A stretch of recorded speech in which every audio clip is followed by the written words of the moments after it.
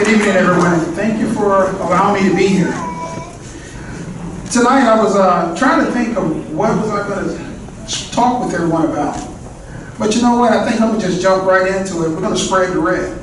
Yeah. And I do mean that. You see, one of the things that we as Republicans, we as conservatives have done is we've been just a little bit too nice, a little bit too shy, a little bit too timid. And frankly, what we believe is what you do in your house is okay. Don't break into my house.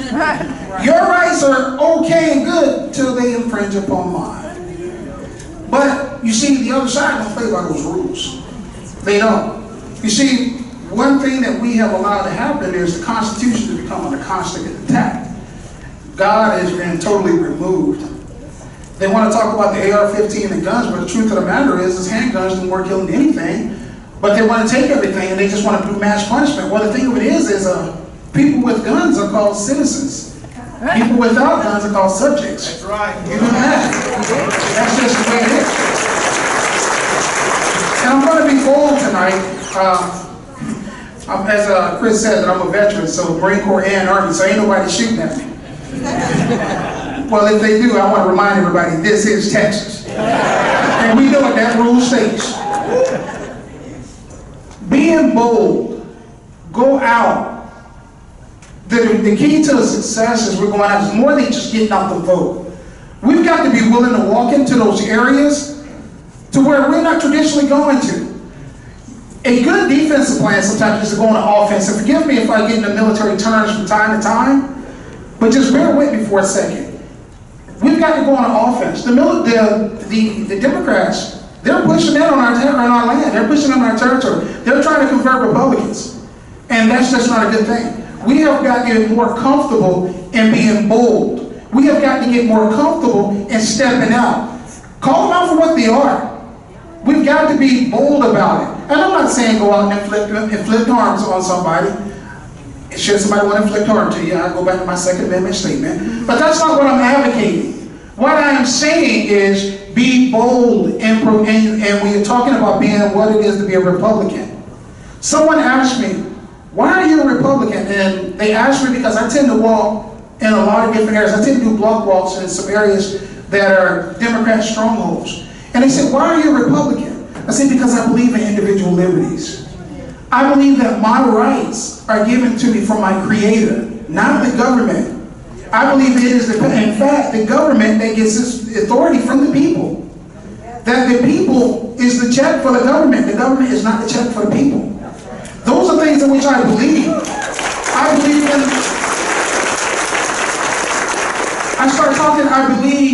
in marriage. I believe in the traditional forms of marriage. I believe in the Word of God. I believe in more of the different things that I continue to talk on. And as I continue to talk, the people that I engage, they often say, you sound like me. You sound like me. When I talk about the sanctity and the beauty of life, and they say you sound like me. One of the things I love to say is if God in His infinite wisdom meant for us to take life, then why didn't He give us a simple way to take it just as He gave us a simple way to create it? Just simple thinking. Somebody tell me if I'm wrong. But that's not what He did. And so because of that, life is precious. Life is important. And we need to respect that and support it. One of the greatest endorsements I have is from Texas Right to Life. That is one of the greatest, and I'm extremely proud of it. Another one that just came out, they said that he couldn't endorse, but they definitely gave me the approval, the NRA. I'm definitely proud of that. I'm truly proud of it. Ladies and gentlemen, if there's nothing that I leave you with tonight, please remember this. Be bold. And be bold in going out and pushing into the lands and in the areas that you don't normally see Republicans. Go and talk and engage and explain those values. Talk about what's near and dear to your heart that is near and dear to mine. Let's talk about it. And let's have those conversations. We've got to be bold. And in being bold and talking about why we're Republicans and what that means, I guarantee you we have a lot of in-the-closet Republicans. Here you laugh, I'm serious. In the closet Republican, that's what they are. They go in the booth and they circle Republican and walk out, and then they want to tell everybody, oh, well, I'm a Democrat. No, you're not. You're in the closet. It's okay to come on out. I didn't say come in the water. It's fine. The water's fine. Come on in. I encourage you all, be bold in talking about what it means to be a conservative. Be bold in what it talks about to be a Republican. Everybody talks about a red wave. I like to see the president riding on that surfboard on a red wave. On a blue, everybody talks about a blue wave. I look forward to seeing the president riding on the surfboard on a red wave. Because that's what's going to happen in November. And together, we're going to turn more of Tarrant County red. And lastly but not least, before I do walk off the stage, I want to talk about some areas. Everybody was talking to me and challenging me about the race that I'm in. You know, well, I enjoy a good fight. In case you didn't catch that Marine and Army background, at the heart of this soldier lays the soul of a Marine. And I enjoy a good fight. So I know I got my opponent's attention because he's still massaged. I know I got his attention now. And it's okay. Because right now there ain't nowhere to run, ain't nowhere to hide. I'm going to walk in his heart. I'm going to walk in the heart of his stronghold, some of those areas. East Fort Worth, Stop 6, Poly, going down to Glencrest, Forest Hill, Everman. As I walk those areas, and I have my team walk in those areas, you know how many people walk out and say, you know what, I'm glad to see you here. I'm glad to see you. Bring me one of those signs. And I want you to know that I'm going to support you. If I'm getting that kind of support in areas that people say are traditional Democrat lands, I challenge you all to go in traditional Democrat strongholds and talk about being a Republican. You're going to find out there's a lot more people that believe and think just as we do. But we can't be afraid of it. We've got to be bold. So thank you, everyone. My name is Willie Billups. I look forward to serving Bishop Congressman in Washington, D.C. Thank you.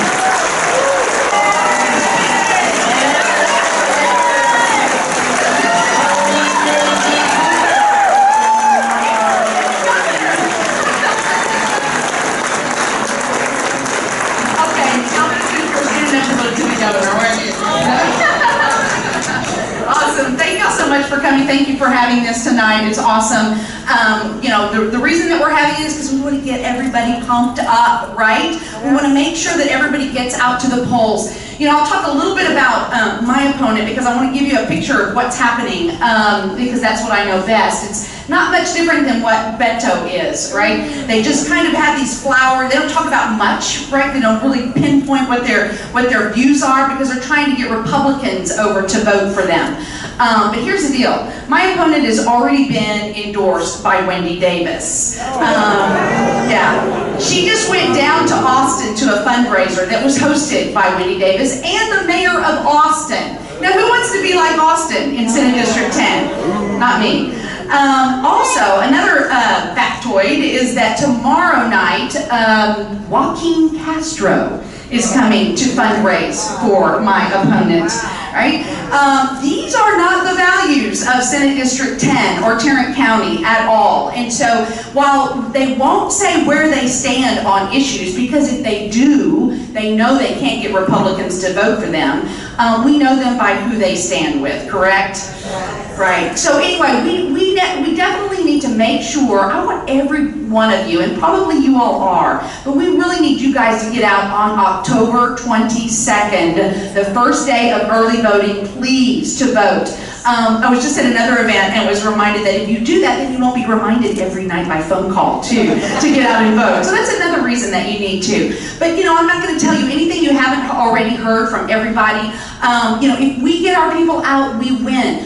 Tarrant County is the last stronghold, right? We are the conservative beacon that most everybody else wants to be. My God, we've got to hold on to it. And I think we're very prideful of that. I know that we watch, we don't want anybody else to take that away from us. And we cannot, by any means, take it for granted. Like I said, we don't want to end up having a Senator Beto O'Rourke, right? We don't want to have a Senator Beverly Powell, who is like a Senator Wendy Davis again, right?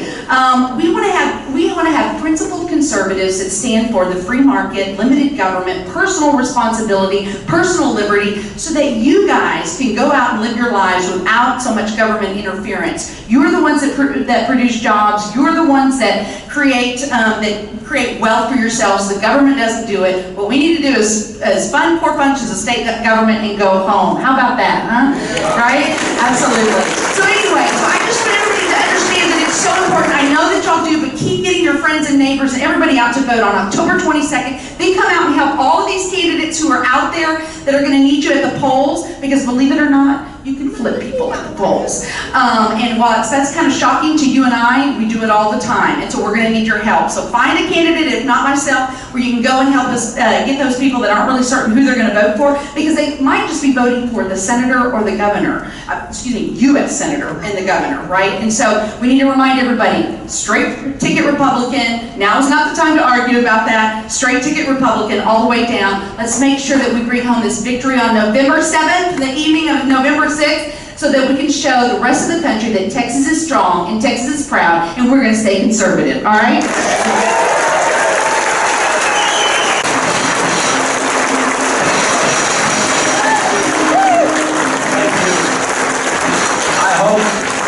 I hope you can hear me. I know we've been on the trail pretty much for 7 weeks. Over 3 days. I know I hit 19 cities in one 3-day period. So we're working hard, and so my voice is kind of losing. So that means I'll speak a little less and go get some rest, because tomorrow's a new day and Friday's a new day. We have a rally. Is tonight Thursday? Today's Wednesday. Sorry. We have an event in Dallas tomorrow night, and then we have a rally in Kingwood with Ted on Friday, and then I'm back here Saturday, and then I'm back in Houston Sunday, and we have Donald Trump coming to Texas on Monday. Honestly, one of the speakers we've been working closely with the campaign, and we're so glad to have him come. So I'll speak a little less, but I have a feeling that Jonathan, where's Jonathan? Jonathan, where are you?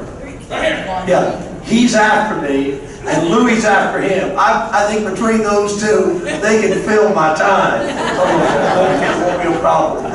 Two bold conservative leaders, in both Jonathan and Louie, of course, and the others here. Really, thank you for putting this together. She was very kind. We talked about this back in the summer, I guess, and so thank you for doing this for Connie. Connie Burton is indispensable. I can't lose her. We can't lose her. I can't go back to Austin in January and have a Wendy Davis clone, or a Wendy Clone Davis, or whatever you want to call it. I mean, I can't. I mean, think about what Wendy Davis did. She brought a scene to the Texas Senate through that filibuster that I had never seen before, and no one had ever seen in history. It was disgraceful, undermining the rule of law, undermining the decorum of the Senate. It was disgraceful. And sadly, her fellow Democrats, sadly a few in the Senate and many in the House, were cheering that near riot on. We don't need any more people who act and think like that. We don't need any more people in the Texas Senate who are acting like the people in Portland, blocking streets, and people calling on the Supreme Court doors. That's not who we are. You know what? I'm so proud of the Tea Party movement and proud of our activist movement. And you all know I'm saying this truthfully. The media doesn't believe this. But when all the Tea Party events and activist events we've gone to, I never saw anyone misbehave. I never saw anyone be rude. I never saw a candy wrapper left on the floor. I mean, we are respectful. We didn't like Barack Obama, but we didn't try to destroy him and tear him down like they're doing to the President of the United States. We didn't like the Supreme Court justices that he nominated, but we didn't treat them like they treated Kavanaugh. There's such a divide in our country now, and a divide between the two parties, that we can't let them have an inch. So I need for you, when Connie said vote early, I need for you, and vote straight ticket, I want to tell you why this is more important than ever. And I need for you to explain this to your friends. The Democrats have invested all of their money at the top of the ticket to Beto and the congressman, as Louis knows. Congressmen that shouldn't even have a race. Even Brian Babbitt down in South Houston. I mean, his opponent has more money than he does. And Brian's not even on the scorecard of being a competitive race. Or John Carter. And so they're funding those people at the top, and I'll tell you why in a moment, and another strategy. Hey, look, they're not giving Lupe Valdez any money. I mean, first of all, you should be disqualified for running for governor if you're a sheriff and you can't find your gun.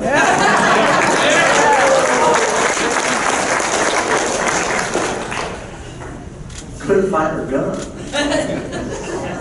Didn't pay her taxes.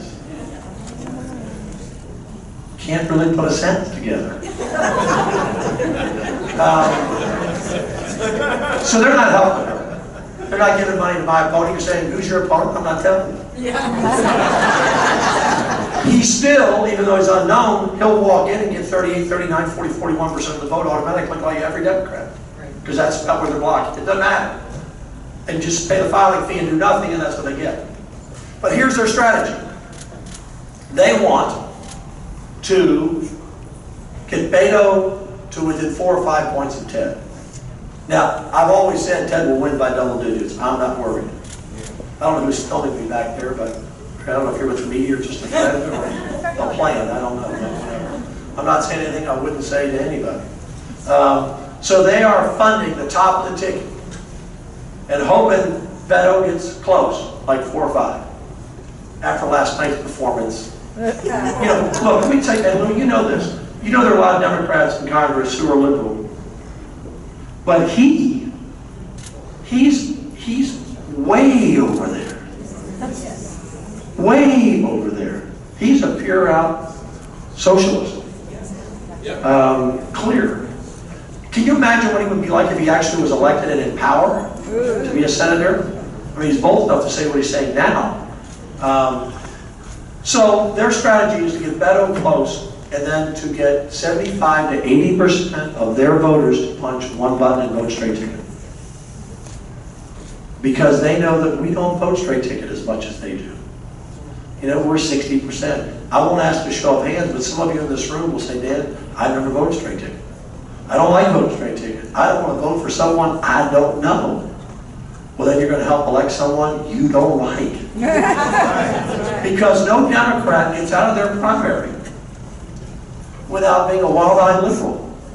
No matter what they say in the general, when they try to act somewhat moderate, play to the right, no, they didn't get out of that primary by being anything but a wild-eyed liberal. So, picture the math. There'll be 5 million votes or more. Beto loses by 4, they get 80% straight ticket, we get 60%. That's how she could lose. That's how our judges could lose. That's how our sheriffs could lose. That's how our House members will lose. That's how their congressmen will lose. That's their strategy because a party is built on a pyramid.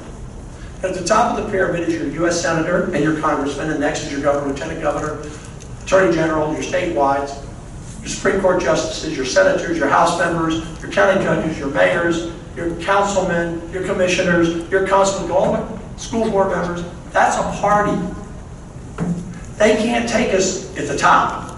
Lupe's not going to beat Greg Abbott.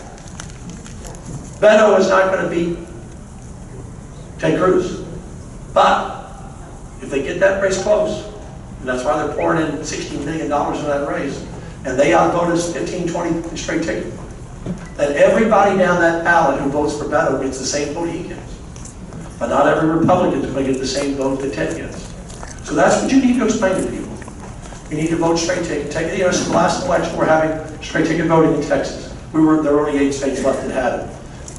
Because it wasn't good government. Because people could put their name on the ballot, do nothing, and just win by being elected at the top. You know, if Obama, remember, was at the top of the ticket. Or Republican at the top of the ticket. We want people to run for office to actually have to present themselves to you on why you should elect them, as opposed to being able to hide. It's good government. So, whether it's an R&D, it's about good government, having people be accountable and held accountable. So, this election, though, we have to fight fire with fire. That's what it's all about. We've had the most successful conservative Senate in the history of the state of Texas the last 2 sessions. And it's because you elected people like Connie Burton or Don Huffines or Bob Hall. And I can go down the list of our recent members that have come in. Pat Fallon is coming in. Angela Paxton is coming in. And the first Hispanic Republican in the history of the state to be elected to the Texas Senate is Pete Flores.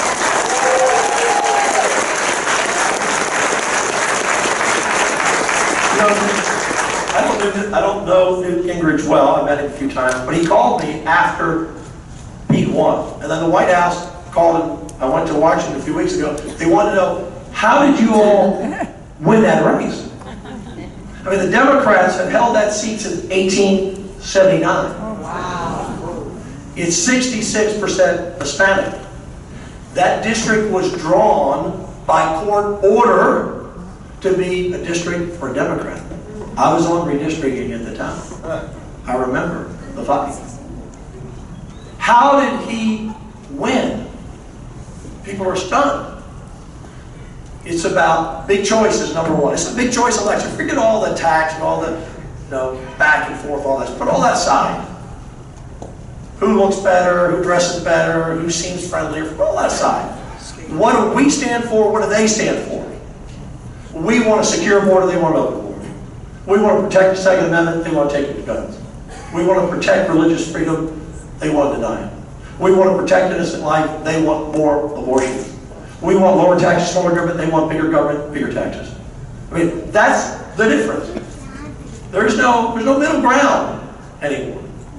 So, Pete Flores, you have to, I told the White House, I told Newt, you have to have 5 things to win a tough race. And this applies to Connie, she has a tough race. Number 1, you have to have a good candidate. In Pete and Connie, good candidate. Number 2, you have to have someone that works hard. Connie and Pete. Look, there's some good candidates, they just don't work hard. And there's some people that really work hard, but they're not working smart. So you got 2 things, Connie and Pete. 3, you have to have the funding. It's expensive to run a race. 4, you have to have the right message. 5, you have to execute the plan. Pete Flores had the right message. We have said for a long time as Republicans that Hispanic voters will be with us because they identify more, and when Chris and I met 5 years ago on a phone call, and I spent an hour to pick his brain and learn from him, and then I ended up saying, well, by the way, what do you do for a living? He said, well, I radio and television. And I said, what are you doing now? He said, well, I just moved back. I'm looking for a job. And I just lost my morning talk show host in Houston. And God's just put on my heart, hire that guy. I didn't know him, I had not met him yet. I hired him, put him on the air. I said, you're on the air for 2 weeks, you did a great job now. WPAP's hired him, so he does my show in the morning in Houston. My station, he's here. Great guy. But I learned a lot from him. But the message that Pete Flores took against Pete Gallego, his Democrat counterpart, was the issues I talked about. Pete Flores talked about reducing property taxes, and that's a message even in rural Texas. He talked about protecting life, protecting the border, protecting the Second Amendment. And in a district that's been held by Democrats for 130 some years, that's 66% Hispanic, that was drawn for a Democrat, and just 4 years ago, Pete lost when he ran last time by 20 points. That's how much the world is changing so fast. And the Hispanic voters in Texas get it. And they get it around this country. And if the Democrats think they're going to take the Hispanic vote in the United States of America for granted, they are wrong, and they're surely not going to take it for granted in the state of Texas.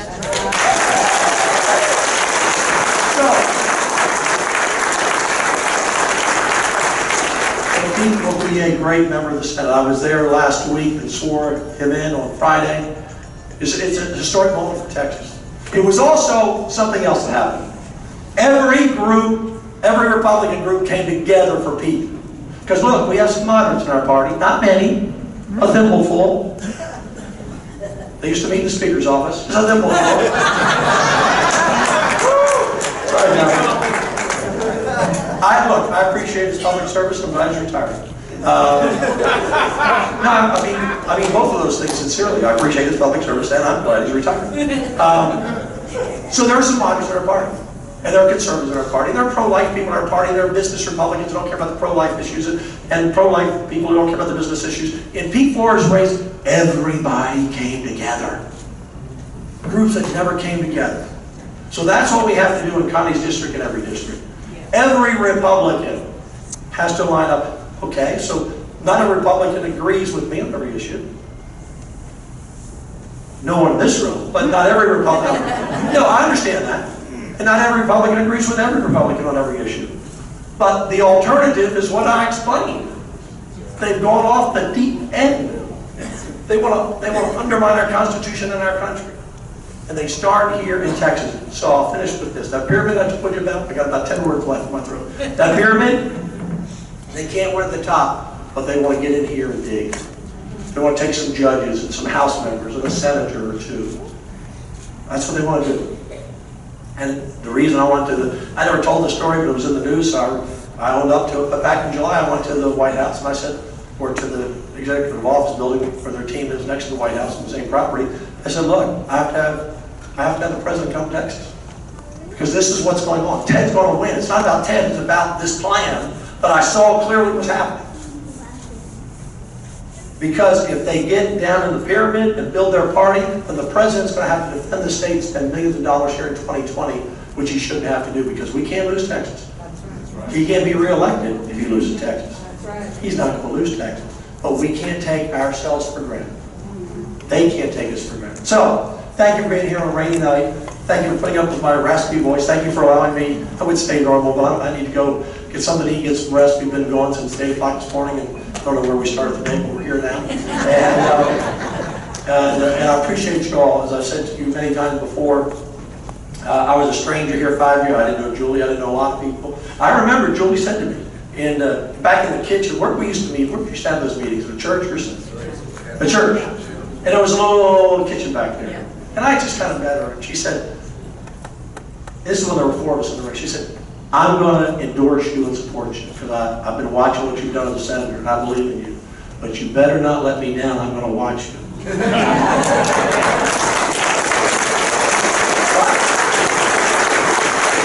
And I don't think I've let her down. I think I've kept my word. We've done everything we promised to do, at least in the Senate. Some bills got kept in the House. But that didn't bother me at all. Because every elected official that brings themselves before you for your vote and your trust should be willing to say, hold me accountable. That's right.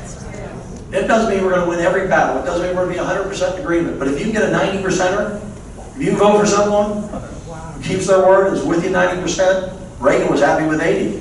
I like 90. Jonathan Stigler wants 99. And I thank him for his courageous leadership. Even Jonathan and I don't always agree. It's hard to believe. It's usually over pastrami or meat. But he and the Freedom Caucus did a great job in the House, and we worked pretty well together. So thank you all. God bless you. Jonathan Gomer. Every time I see him on Fox, I think, you know, if he's going to retire, they're going to pay him a lot of money to be on. I know that's what's going to happen. Like that other guy. Who's the other guy that quit recently? Jason Chase. Jason Chase, yes. He wasn't quite as conservative. No, let me tell you what, Louis. You're not, as Chris said, you're not the alpha. You're like somebody that's had like 4 cans of Red Bull. I see you on television like, we don't have tubes anymore, but for those of you holding up when you had tubes in here, the tubes would have been going on. Thank you all, God bless you. Thank you very much. I would have been here sooner, but I turned left and said right, and I swear I'll never make that mistake again.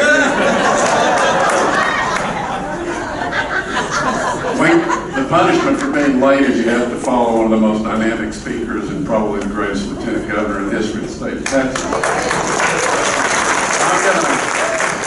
I'm going to get through it anyway. Thank you for having me. It's been a great day so far, and it's going to end really well too. Thank you, Jude. People ask me, what are you going to do when you get to Washington?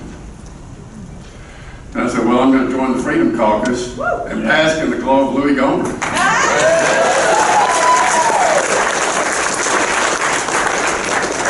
Connie knows that's tell you what, everybody knows how critical this election is. The differences could not be more stark. It's a choice between having a government that believes its primary purpose is to protect life and liberty, protect freedom and the American people, or a government that will give you stuff and by doing that control what you do. I want to thank God for Brett Kavanaugh.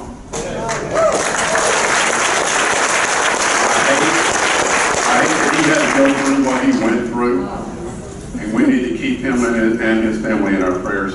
But what a gift. Not only did it reveal what the left is really about, but it revealed how far to the extreme they're willing to take this country. And if you notice what happens when Democrats lose, if they lose the presidency, they question the legitimacy of the thank you, Electoral College. I was getting there.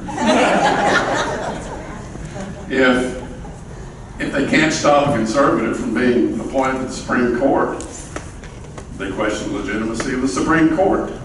They're questioning, and they're trying to make it okay for the American people to question the fundamental ideals and fundamental foundational structures we have in place for our government. That's a dangerous thing.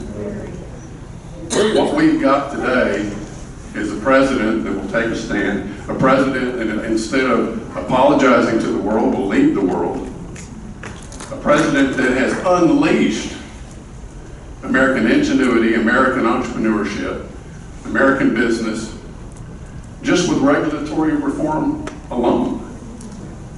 Not to mention the tax cuts that we need to make permanent, Congressman. But this is what's at stake, because if we don't keep the House, all that stops. And they go right into impeachment hearings.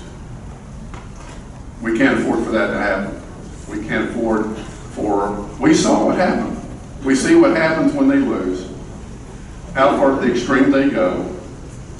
How suddenly they're inciting, their leaders are inciting people to riot, inciting people to attack other people, to confront public officials and their families when they're in public. We're in a place we've never been before in this country. And we've got to stop it. And the only way we're going to do it is by electing people that will go to Congress and say, no, we're not doing this anymore. We're not putting up with this crap.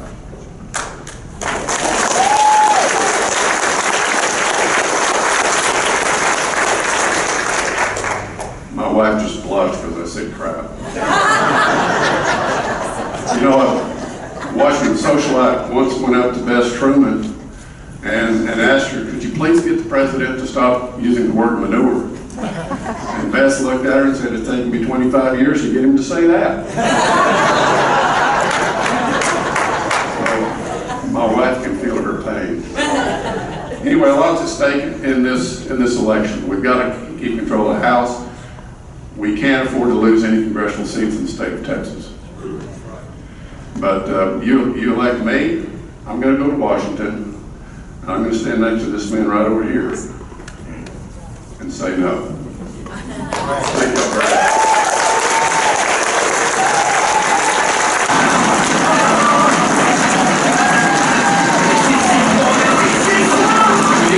Good evening. Hello. Okay. All right. So here's the deal. It's very frustrating. It's very frustrating. Last session, and really my entire political career, sitting over in the Texas House and watching. I don't know if y'all realize this or not, but the Texas Senate sent over every single conservative priority to the Texas House within in the first 30 days. Yep. It was unbelievable. And then we had to sit there and watch it die in committees of fake Republicans. The good news is most of those guys are now gone. And they're not coming back. Strauss is out of here and there's a new day in the Texas House. And I will tell you, it's been very strange to see the difference, because the Freedom Caucus, the conservatives in the Texas House, were always the outsiders, right? They were the guys that you couldn't even be seen with, because if you're seen with them, then you're going against leadership. I mean, it seriously was junior high on a good day. Okay, that was the Texas House. But here's the reality of the situation. While Strauss is gone and Byron Cook and a lot of people who we've been fighting to get rid of are gone, there is still a remnant of the people who put them into power. And they put them into power in a simple way, okay? They did so by pairing up with the Democrats and getting the votes that way. There are 55 Democrats in the Texas House of Representatives out of 150 members. You have to have 76 votes to become the Speaker of the Texas House. The math is simple. They need 21 Republicans to sign a deal with the devil to give us Strauss 2.0. And we are back to business as usual in the Texas House. Now, in knowing these guys, studying these guys, campaigning against these guys, doing all these things for over the years, I think that it is more than fair to say the number of people who are willing to go against the Republican Party platform and our values in the Texas House is currently 17. That means they are 4 short of cutting a deal with the Democrats. 4. And there is one event between now and then that will determine whether they have the numbers to do that or not. And it's this general election. Every one of you should be encouraged that there has not been a speaker candidate come forward and get all the votes right now. That means there is turmoil. That means the other side, who would love to cut a deal with the Democrats, do not have the numbers to do so. Which I am here to tell you, the most important thing we can do if you care about passing legislation, repealing government, challenging the federal government with the 10th Amendment, if you care about those things, you must care about this general election in a way that none of us have ever done before. It's been a switch, because a lot of our fights here in this room and the conservative movement have been focused in the primaries, and we've just kind of gone along with the general election, with the exception of Connie. But I'm here to tell you, we've got to win here in November now. Otherwise, all the work in the primary is delayed again. I believe that the number one most important race in the Texas House of Representatives this election cycle is Representative Matt Rinaldi. Yes. Representative Matt Rinaldi, if you do not know, is the smartest guy in our operation. He is the guy. Let me tell you how it usually goes down. Matt, all these bad guys are behind this bill. I think it's bad. Can you read it and tell me what this does? Because I think there's something hidden in it. Okay, 1 second. Yeah, well, this is the problem, right? Okay, well, I'm going to the back microphone. All right, so we go back there, we're good. I'm joking, but I'm not. You must understand that Matt Rinaldi is the go-to guy. I've stood on the Texas House floor and seen the Attorney General's office come and ask him for advice from a legal perspective. I have seen senators come over to the Texas House and ask Matt Rinaldi, is this going to accomplish what we want it to? He is the smartest guy in the room, and I'm not just saying that. It will be the biggest blow to our entire operation to lose this man. And he is locked in a district that the Democrats are coming very hard for. Very hard. They recruited a candidate, Julie Johnson, to run against him, and they have poured hundreds of thousands, I think we might be over $1 million at this point, into a Texas House race to defeat Matt Rinaldi, because they know how vital he is to our organization. They didn't even care about the fact that she doesn't even live in the district. She lives in Dallas with her wife. And yes, I did not misspeak. And they are giving her hundreds of thousands of dollars trying to trash this man. And I'm here to tell you that it's the most important race for us to put our foot down and defend him for all that he has done for us. And I want you to welcome with me Matt Rinaldi, the smartest guy in the Texas Spirit.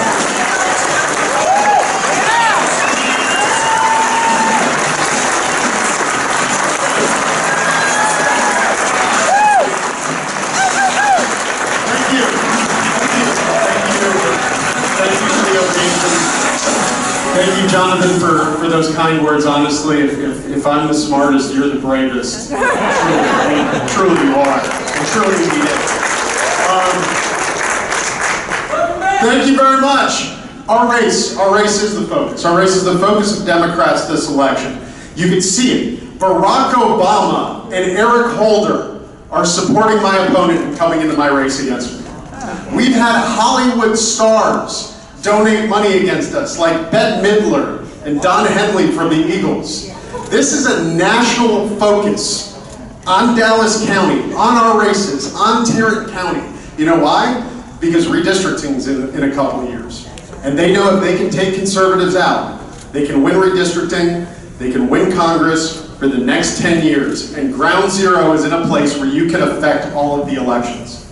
Let me tell you how important it is. You guys have been working. You guys have been working for years, for a decade, to elect conservatives to the Texas House to get things done. And what do we do this session? Because specifically, not but for the Freedom Caucus, we wouldn't have passed these things. Number one, we passed the strongest sanctuary city bill in the entire country. Number two, we defunded Planned Parenthood and had the best pro-life session we've ever had. And number three, Joe Strauss will be a private citizen next year.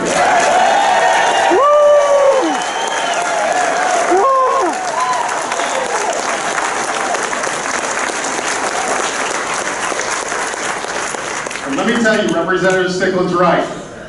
If we lose seats in November, 10 years of work is down the drain. And that's why the Democrats are spending so much money on our races. So we need your help.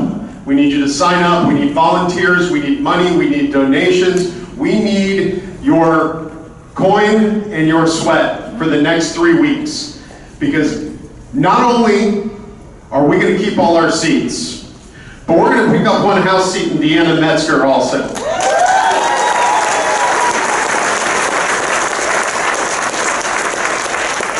And I guarantee you when we get back there, we'll fight 5 times as hard for you next session. Thank you, God bless you, and all you do. Ladies and gentlemen.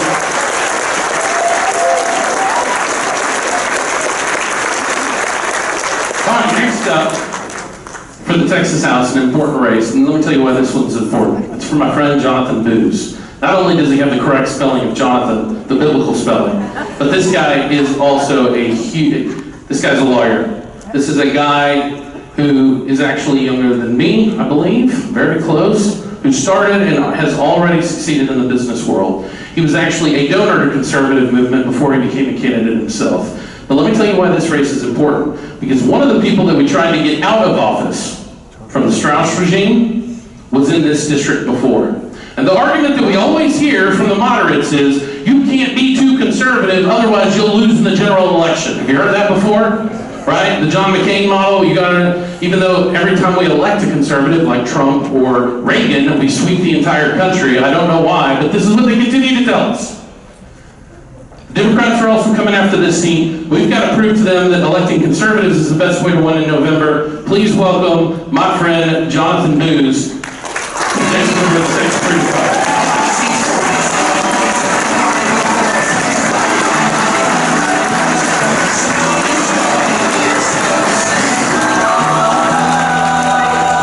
Thank you all so much for being here on a cold, rainy evening, and so many of you that were so supportive during my primary race where we defeated 2 other very moderate Republicans without a runoff. The ladies and gentlemen in this room, your donations, your hard work, helped make that happen, so thank you. I look forward to going down to Austin with this guy and your great state senator and Deanna, and we are going to keep pushing the fight. So thank you so much. Like Matt Rinaldi said, we can use your help these next 3 weeks. The thing I need most is poll greeters on election day. So we've got a table back there. We'd love to have you out for a half day, whole day. Come and help us.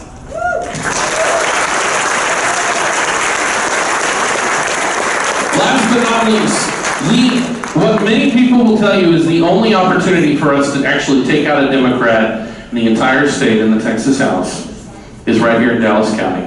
And it's my friend Deanna Metzger. And let me tell you something about Deanna Metzger. She really, really is exciting to watch in action.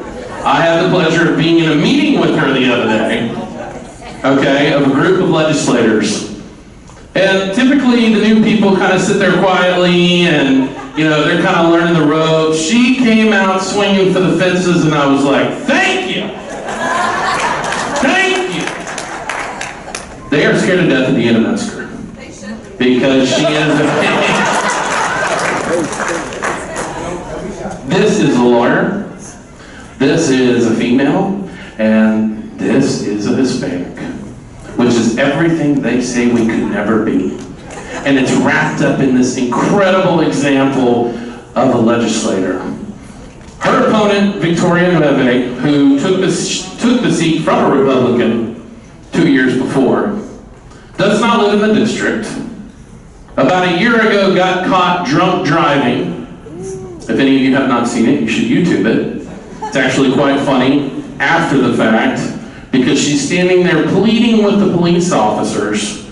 I support you, please don't do anything to me. I support you. I support, like, just a drunken mess. And she votes the exact same way. And to be able to replace Victoria with a conservative like Deanna Metzger is exactly what our movement needs this cycle. She's been working her tail off. She's been campaigning hard, and she has not been pulling any punches, and I can't wait to serve with her. Please help me welcome Deanna Metzger to the stage.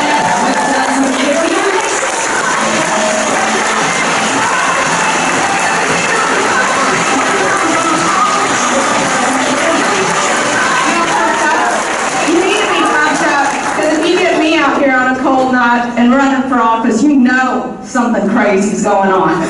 When I told my husband, all right, I asked him, I'm a happily married woman. There's one reason I keep him happy. When I asked him, hey, are you cool with me running for office? And his answer was, why? Why would you possibly want to do that? You want to get attacked? You want a family to get attacked? You want to waste X amount of money? And I was going, this is our real opportunity to get past and beyond just voting, but to actually, man, we got to step up. We can't just say, hold the line. God, I say it all the time, it's so pathetic. We have got to take one of them out.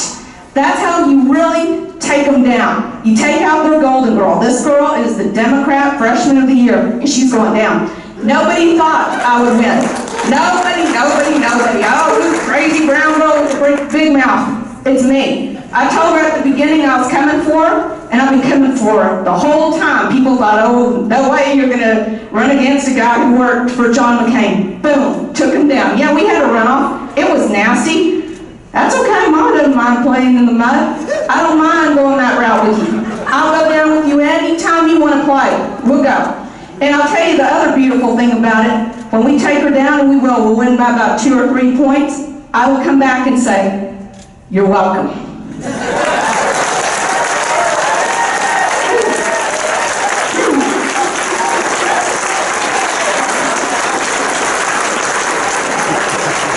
Austin ain't ready for some of the guys that we have coming next session. I'm starting to feel like a compromising moderate a little bit. To be honest with y'all. But hey, I welcome the competition. We love y'all. I hope that you understand how important you are. I hope you understand that when we go to Austin and we have any leverage at all, the Freedom Caucus had 12 members. And by the end of it, we were passing the strongest sanctuary city bill in the nation. We were passing monumental pro-life legislation. And it wasn't because we had the numbers. It's because when the 12 of us stood together, stood up and fought, they saw past us and they saw you behind us. And that is what scared them. That's why we're appreciative of you. Help us get there over the line here. Send us back with some reinforcements. But let's change the state of Texas for the better. Thank you to all of you.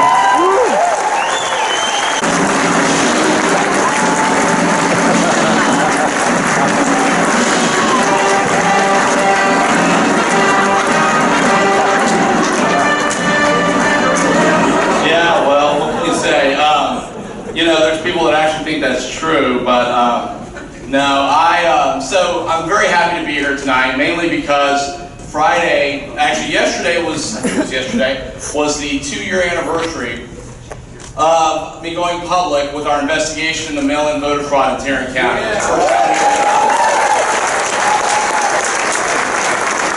ago, So that was, according to Facebook, that was yesterday. It's the only way we keep track of stuff anymore, right?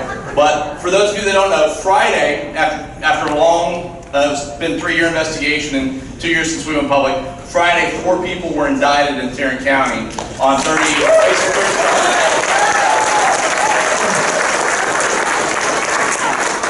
So it was really exciting to see. It was a mother and a daughter, Leticia Sanchez and her daughter, Leticia Tippichin, who Christine and I actually wrung our hands trying to figure out if they were the same person or not, and ends up they're not. So that was a lot of fun. And then 2 other ladies were also indicted. And this has been a long time coming, and we're really excited. The indictment is interesting in that it's the first indictment for voter fraud in Texas that includes engaging in organized criminal election activities and engaging in organized criminal election fraud. So it's going to be interesting to see this play out. This is the case that when we went public with it, I accused Sal Spino, among others, who at the time was Mayor Pro Tem of Fort Worth, of specifically hiring these 2, Leticia Sanchez and Leticia Tippichin. A month after that, he decided not to run for office, even though it had nothing to do with it. When I approached Leticia Sanchez at her house to talk to her, she literally came to the door wearing a Sal Spino campaign shirt. So it was kind of ironic and funny, and I told her I wanted to talk to her about some of her election activities, so she'd have to talk to Sal and Ramon to see if she could talk to me, which of course they weren't okay with.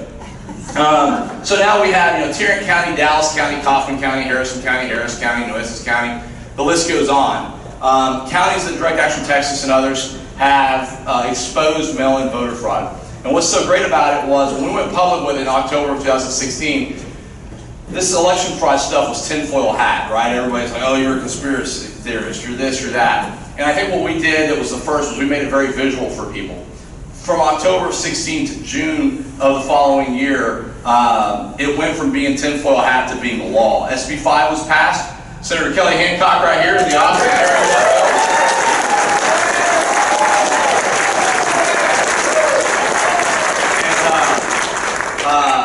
Craig Goldman, who's not here, but also a Fort Worth guy. And anybody didn't pick up on that, Governor Abbott called for that in a special session. He had 2 Tarrant County guys carry that bill. And if y'all didn't understand that, now maybe you connect those dots.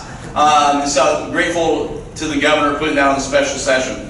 And so this is still a big deal, though. We have to fight this thing. We have to stay organized, and we have to continue to root it out. What SB 5 did was make these things felonies for misdemeanors, but it didn't end, folks. You need to know that. We have a lot of work to do. And Dallas County and Tarrant County are the battleground. Dallas County because they do so much of it. And we have all these seats, Deanna, Rinaldi, Senator Huffines, Rinaldi, I already said Rinaldi, who else? Booz. All these guys are going to be affected or could be affected by this. I will be at Dallas County on Monday and Tuesday, and we've got a legal team, we're ready to go. We're going to be fighting this. Thankfully here in Tarrant County, we have a proactive county chair in Darrell, and I'm going to have him come up and talk about how you can help here in Tarrant County. But know that there's a lot of work still to be done in this. Don't look at it and go, 4 people were arrested, we're done. No. There's more work to be done, and Darrell needs your help. So with that, I'm going to hand it over to Darrell.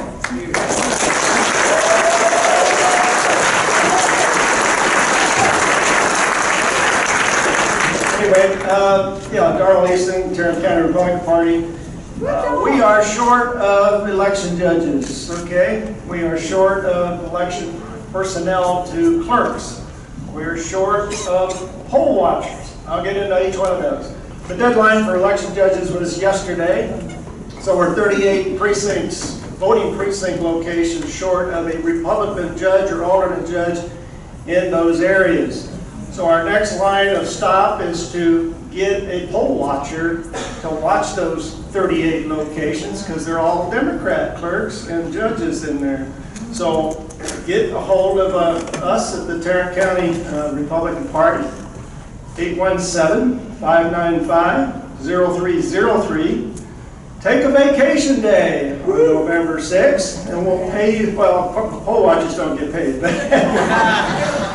But anyway, if you were working as an election judge, you would have gotten paid. But right now, we need probably 50 poll watchers that we can train up between now and November 6th so that we can send you out periodically, stop by those locations where we don't have a clerk or an election judge. That's voter ballot integrity, because like we say, they did the mail-in ballots, and they'll try to do it at their location if they're unwatched. So anyway, that's all I have. Be sure to call us, and we can keep this election honest, and we can keep the county red. Thank you.